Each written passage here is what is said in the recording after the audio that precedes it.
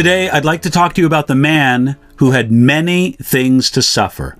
I'm going to read to you from Acts chapter 9, beginning in the middle of verse 15, and I'll read verse 16. Here we go. He is a chosen vessel of mine to bear my name before Gentiles, kings, and the children of Israel, for I will show him how many things he must suffer for my name's sake. This was a great call upon the life of a man specially used by God.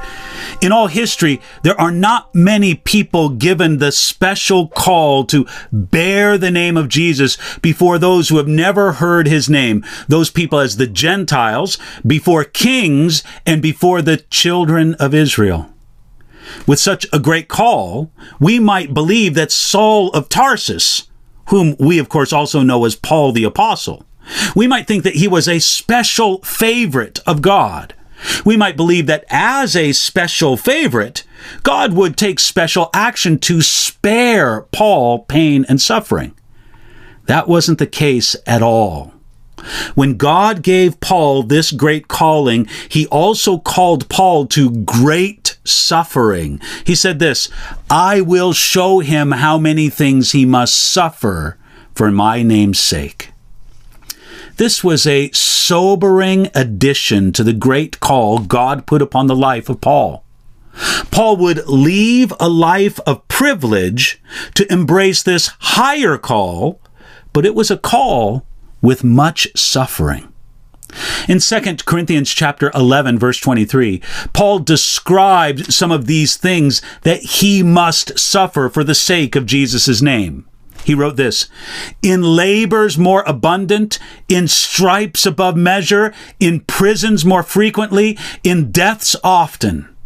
He continued the description of this hard, stress-filled life in some following verses. And I'm going to read to you beginning now at 2 Corinthians chapter 11, verse 26, where he said, in perils of waters, Paul crossed many dangerous rivers.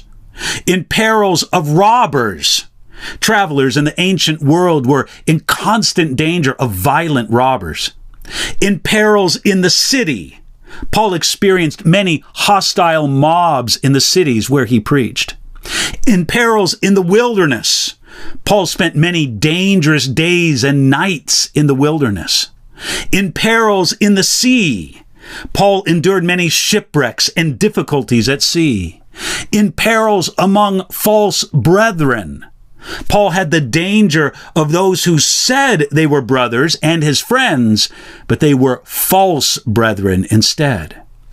In weariness and toil, in sleeplessness often, in hunger and thirst, in fastings often, in cold and nakedness, Paul simply lived a hard life as a missionary, a traveling preacher of the gospel.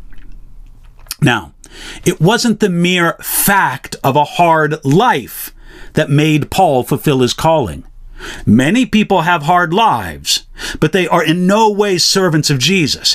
But for Paul, all these perils and hardships were freely chosen because he could have lived differently if he had wanted to. But he didn't want to.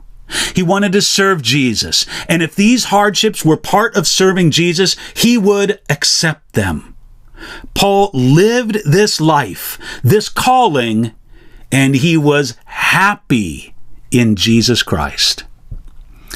God can make you happy in your life, in your calling, even if it means some suffering and a difficult life along the way. The same God who worked in this Paul can work it in you.